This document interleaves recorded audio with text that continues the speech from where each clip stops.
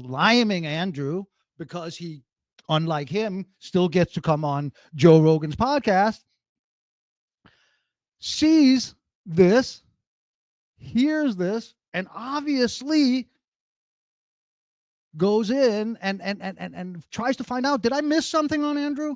Is he really is a man, a boy that grew up in Manhattan, whose mother was a dance teacher, had a very supportive father? What are the chances that he's a Democrat? Can we all agree they're pretty freaking high? Anyway, so here's his answer to that. And does he even go to the Bernie Sanders podcast?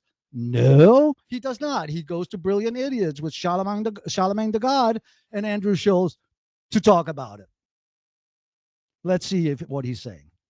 I think of this clip because I have some feelings. I have some thoughts on it. So Andrew Schultz had on Bernie Sanders on his show recently. And I think Bernie generally does a great job when he goes on like the Broy podcast. He finds a way to make leftism palatable to people who otherwise are snuggling up to the right. These still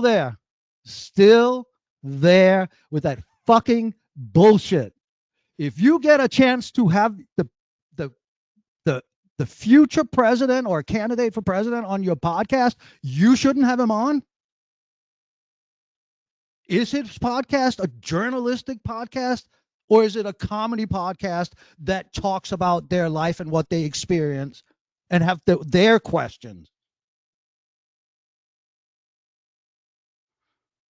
Days, I have some critiques of how he handled that interview here and there.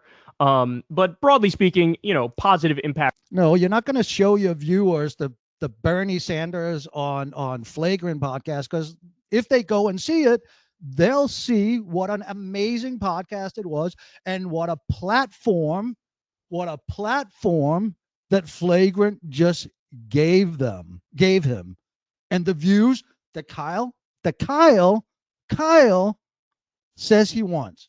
He says he wants healthcare for everybody, right? He says he wants better education, better infrastructure, better all kinds of stuff.